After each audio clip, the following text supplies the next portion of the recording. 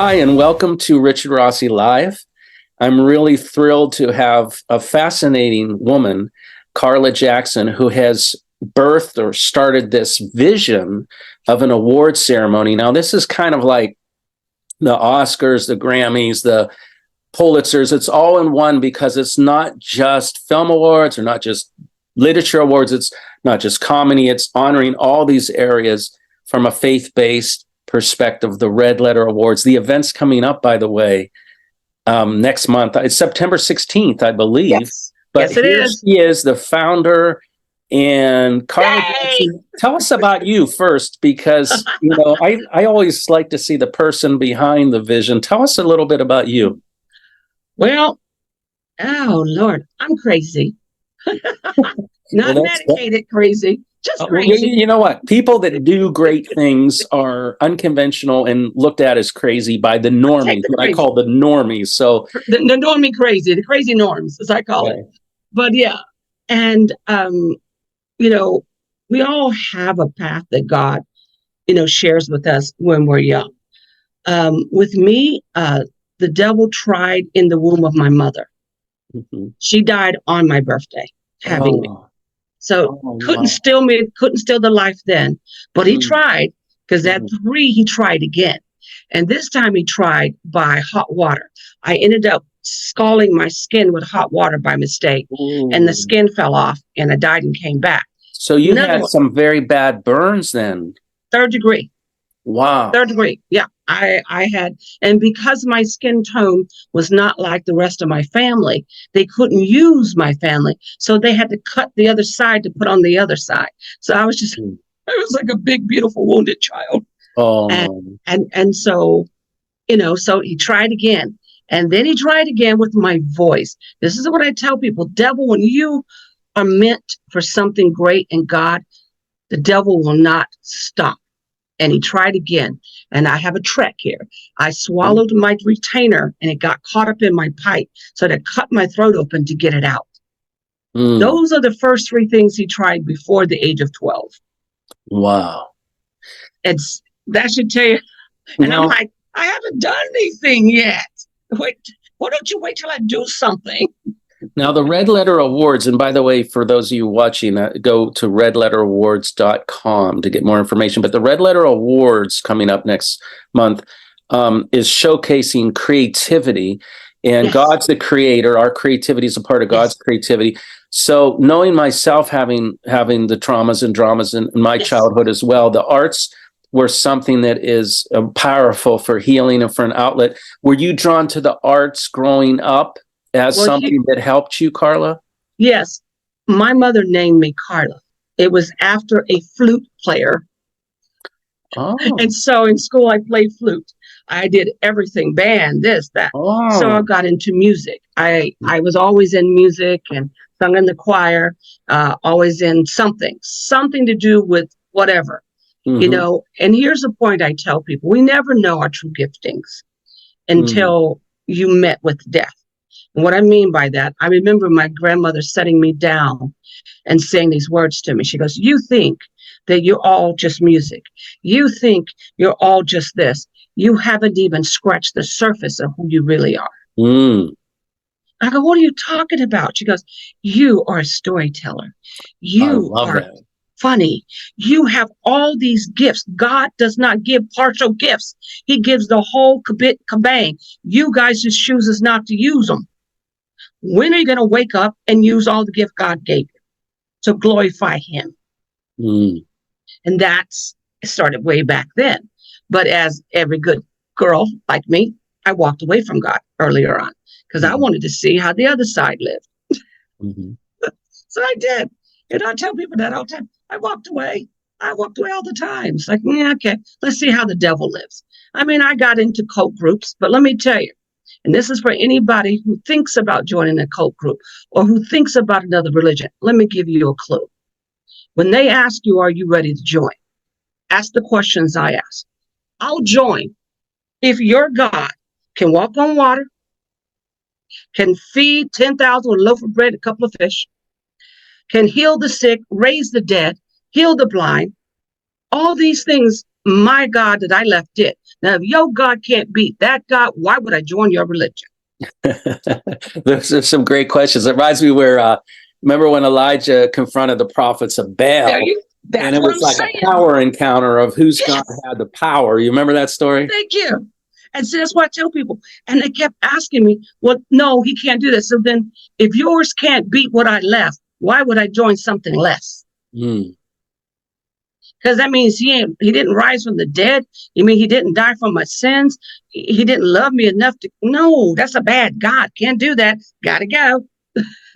And that's what I tell people. You gotta check out what he's done. And, I tell people, I said, at least can't your God get off that step and turn water to wine? Give me some wine. Give me some good wine. You mean you can't do that either? Oh, man, your God. And I just say, your God ain't a good God. Your God is a crazy God because your God can't do anything. I can't join if you can't beat the God that I left. And that was always the statute, was always the limit. If you can't beat the God that I left, why would I join your God? And you mentioned the water into wine, which was the very first miracle in John 2. Now, the name of Red Letter Awards, being a person who's read the Bible many times myself, I knew right away that's the words of Jesus, and a lot of the Bibles are in red. Now, a lot of my friends in the arts are not coming from a Christian background, and they don't know those basic things. So if I've heard it once, I've heard it 100 times because the children's book my friend Kelly and I wrote is on your children's author nominations this time, and for which we're grateful. But so many of my friends that are not from that background and don't know much about Jesus or that why is it called Red Letter? One of my friends said, there's a famous novel about the woman, the sinful woman where they put the red letter on her, the Scarlet Letter. Scarlet Letter. It's a Scarlet Letter. Oh, is that what it means? But so it's been real interesting to have those conversations because people are at different levels of understanding. But tell us how this vision, this name, this concept, it feels to me like you had a call, almost like the people in the Bible where you felt a call to do this from God. Okay, so it was. And so that everyone understand, I said no to God. I wouldn't recommend it, but I did. He asked me to do an award show, and I said, no, you need to get someone a little bit more famous. You need to get someone that has a name. I was like Moses, you need to get a whole lot of stuff. It ain't me. Look at me. It's just me here alone. Can't do this. No family, no nothing. This wrong person. And I kept saying no. And then finally I said, I'll play your game. If Red Letter Awards is available, when I get up in the morning on GoDaddy, I'll do it. I knew it was gone. No, I'm not a techie, but just to make sure, I think, does that mean you were checking if this was available as like a domain, like a redlettersawards.com? Yeah. Okay. Yeah. I said, if it's available, which I knew it wouldn't be because red letter means Jesus. I knew it was gone. I knew someone had taken it. I was so confident until I put it in. And there was like, you snookered me, Jesus. You snookered me.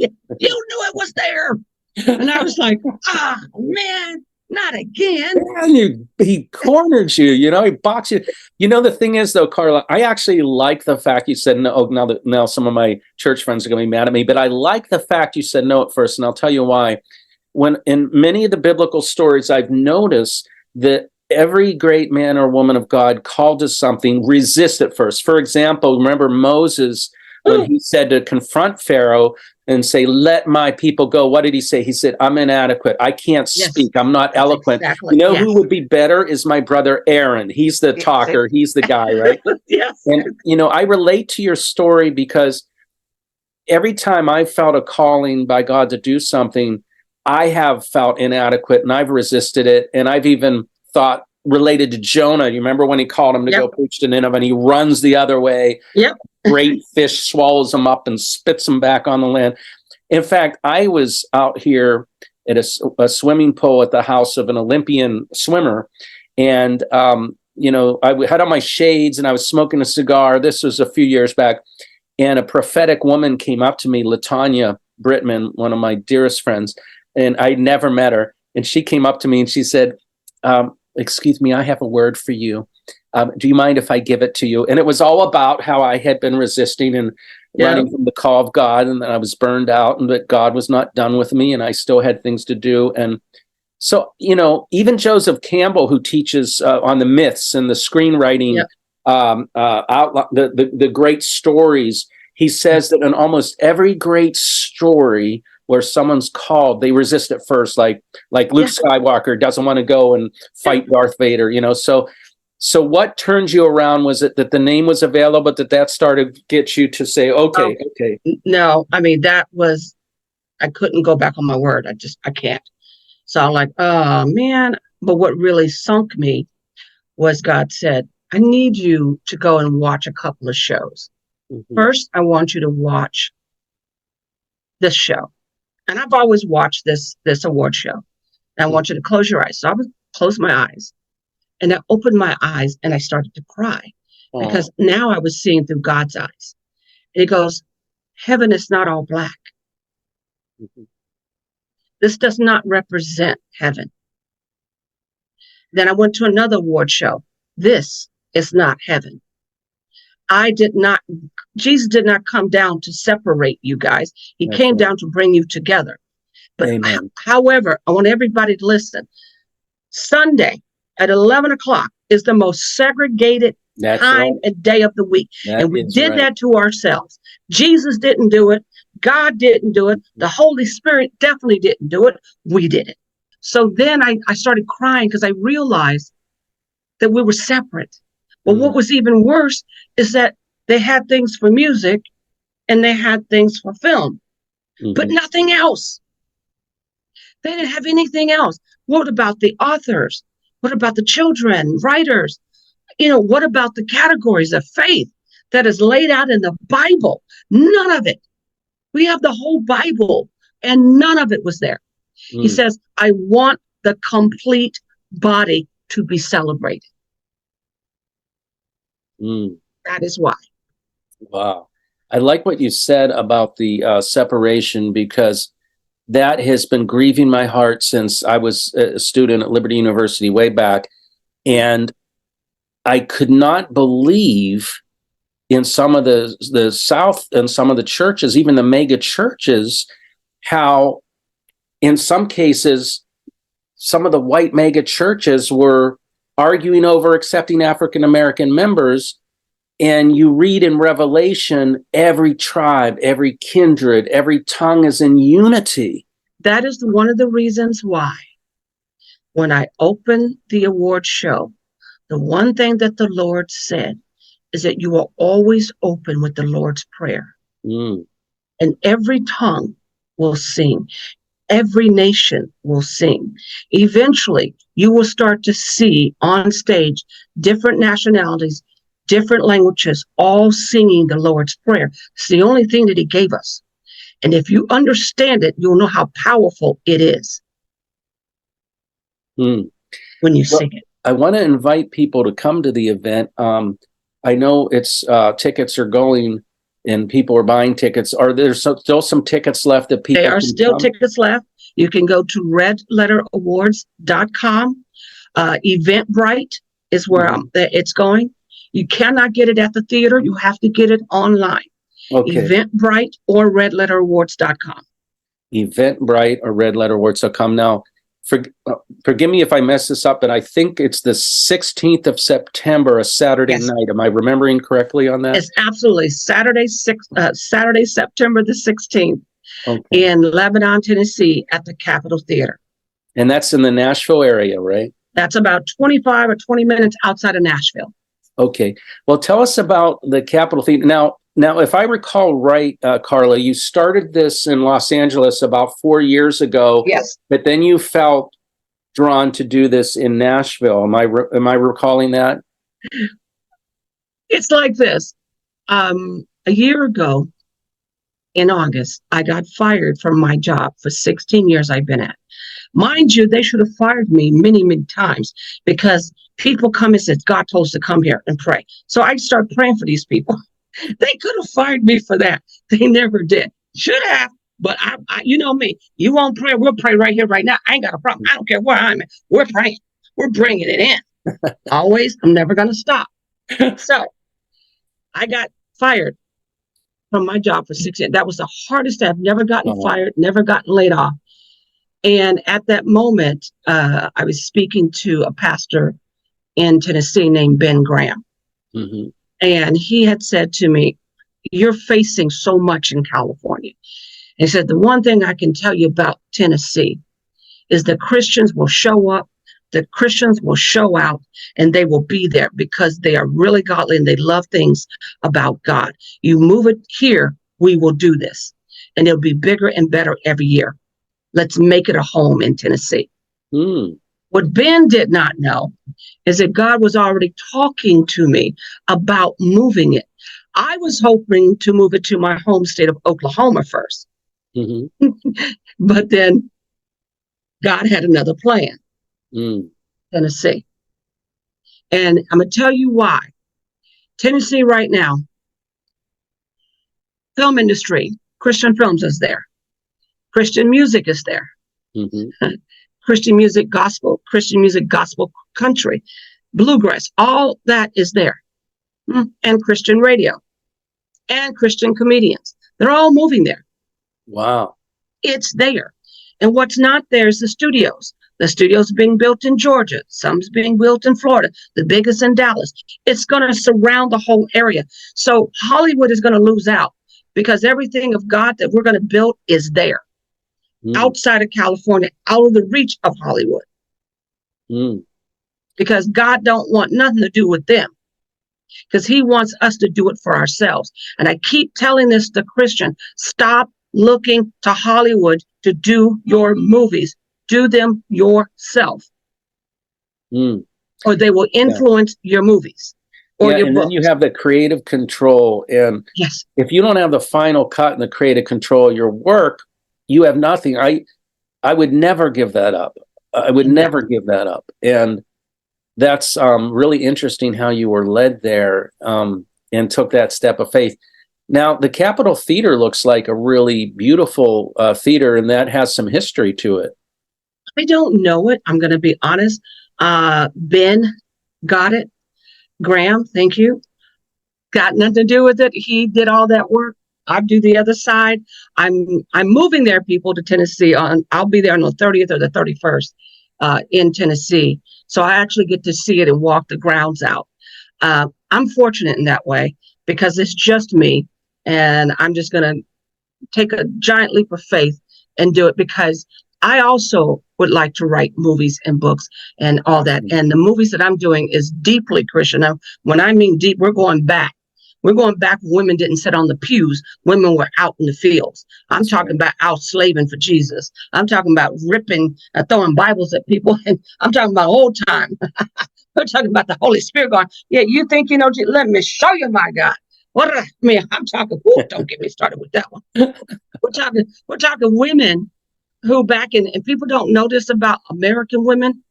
I'm not saying nothing wrong with the other one, but I don't think we understand American women. American women during the Civil War, they did not stay home. A lot of them, they went to fight with their men and they dressed up as men. And when their husband died, they kept fighting. This is the kind of women we are. We are the Deborahs in the world. Yes, baby, we are. We are the Judiths in the world, just in case people don't know who Judith, read it in the Bible. We are those women. And there are beautiful women in the Bible in Paul's time. Paul talks about it. You better go check out, see who those women are, because they were doing some stuff that most people don't realize. And here's the biggest one. Who was there when Jesus came out? It wasn't a man. Where were you men at? Mary Magdalene and the women. It was the men were hiding, scared. The women was like, we got to go see him. We got to go make sure they didn't take him. We got to make sure. It was the women. That's right. Who had the fortitude to go, we're going to stand by him regardless of whatever. Yes. That's women. Those women. And that's what I'm saying. We forgot. Mm-hmm. We have forgotten who we are. And if we don't get back to it. You know, Mary Magdalene and some of the early writings of the early Christians was given a nickname, the apostle to the apostles, because the word apostle means one sent by God. She was the one sent to tell the men that were hiding out, he is risen. And this warrior spirit of women arising is really powerful. Now, did I understand right? And if it's personal and you don't want to answer, but am I understanding that you're actually personally relocating to Nashville? Yes. Wow, this is breaking news. Wow. Yes, I am packing up. I'll be leaving on the 26th. Wow. I'm going to go to my home state of Oklahoma to visit family, and then go straight to Tennessee from there. Wow. The good reason why is because here's what God is showing me. I need to be on the ground of what's happening in Tennessee, the ground where all the movies are being built. I don't want to be in the middle. I want to be on the groundwork. Mm-hmm. You know, I don't want to come in on the top. I want to be at the ground, because when you're at the ground, you can do more when your foundation is sturdy. Mm-hmm. And that's where I'm at. And, you know, I've been fortunate. I've got some great sponsors. Ben got me the one called Cardio Miracle. People check out the website. Fabulous. Victory is another one. It's this lady is fun. I call her the oil keeper. And if you don't know anything about oils and incense, you need to get in contact with her. She does the biblical incense, the biblical back, you know, the way they did it in the Old Testament. But her oils are phenomenal. And here's the good thing about her. They're not synthetic. And the Christian woman is prayed over it. You want that. You need that. And the other person who's helping out is Keto. She's going to kill me. Keto Delights in Lockhart, Texas. It's a keto bakery. She's helping. And both of these are single women. Single women. Back to that woman thing. That's right. The guy is over the cardio. But I got a man and I got women. I got men and women. Now, speaking of men and women, you will be co-hosting this event with a pastor. Shiny Ball Man. Yes. What was his name again? Oh, Pastor Ben Graham. Ben Graham. So Carla Jackson will be your host, and Ben Graham, September 16th. And you can get tickets. There's a link below, redletterawards.com. And Carla, I want to give you the final moment to anything you want to share with everyone watching to, you know, from your heart. You know, here's the thing I tell people. If you think that I am not afraid, I want you to know that I am. This is a big step, but I have to have faith. I have to have faith that God is moving things out of my way and putting things in my way. Having faith is all we have. That's it. And faith without works is dead. So you have to believe. I am believing in what God has said and called me. Is it easy? No. Do I get frustrated? Yes. Do I get stressed? Yes. But my belief is not in me, it's in Him. And the more I believe in Him, the more my belief comes out. And the Red Letter Awards is all about Him. There is no me. The first 3 years, there was not a picture or a word up there that said anything about me for a reason. I'm not that important. Red letter is what's important. Recognizing people, that's important. Here's the thing that most people don't realize. I'm celebrating veterans, by the way, the Vietnam and the Korean War, because we as a society did a disservice to them. And at that moment, when we did that, America changed. You go back and do your history. We changed. Our family structure changed. Drugs came out. All of this stuff happened when we didn't celebrate our young men and that came home. Let me give you a clue. Israel in the Old Testament always celebrated when their men came home. We didn't do that. But God is calling me to do that, and I will do that. I will always step forward to help others. On my page, which is different than most awards, you'll see something called the God Squad. You want to know what that is? These are organizations that are helping people. I mean, SL2 is a recovery center. It's a Christian recovery center recognized by Tennessee as a Christian recovery. Reboot is for veterans. We have the Hope Squad, that is to help kids with suicide. These type of organizations I put up because I want everyone to find help any way you can. But I want you to go to these, and I'll be adding more and more because we need to help each other.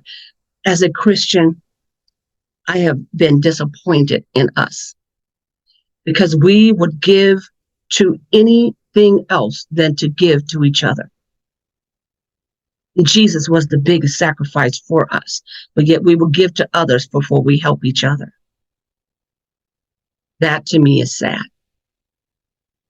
That is why I feel the church is losing a lot of young people, because the world is offering them more than what we're offering. Because we don't do what we say. We don't back up what we say.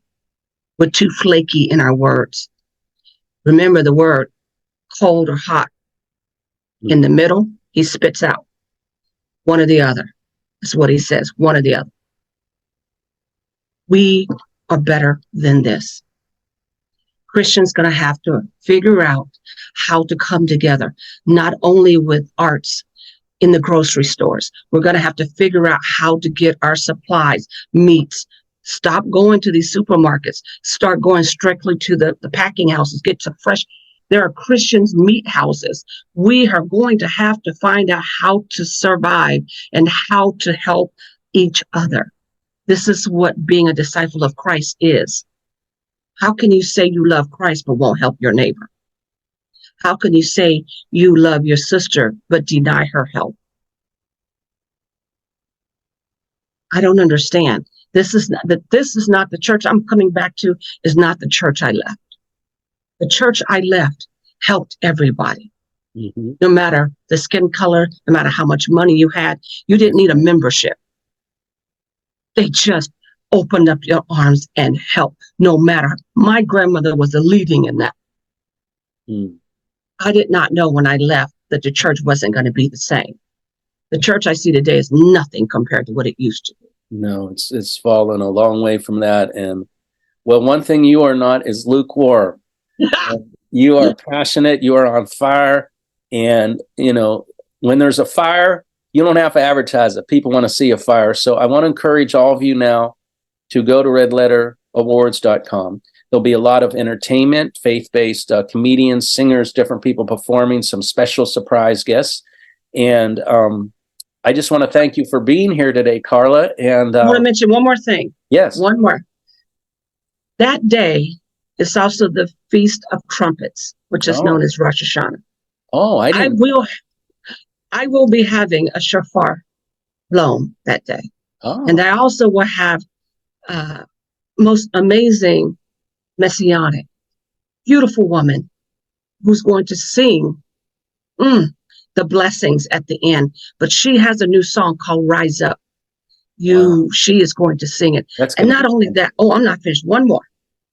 Another special guest is a lady at the age of 19 to 22 with sex trafficking. She's going to be my guest speaker, and she's going to speak on how we can stop it, because she was in it. Mm. She survived it and turned her life over to God, and she goes into schools to speak on it. These are what we need for today. Wow, what an event. So there's a few tickets left. Go to redletterawards.com. You can order online, and I think you'll get the tickets on your phone or email, and then they can bring their phone and show them at the door. That's it. Yep. Yeah. Well, God bless you, Carla. Thank you. I know it's super hectic getting ready for this, so thank you for spending time with us today. Thank you. God bless you. God bless you. We're all praying for you and sending you lots of love. And yes, look forward to seeing you. Keep those prayers coming, because I need it. Okay, and thank you everyone for tuning in to Richard Rossi Live. God bless each and every one of you. Bye-bye.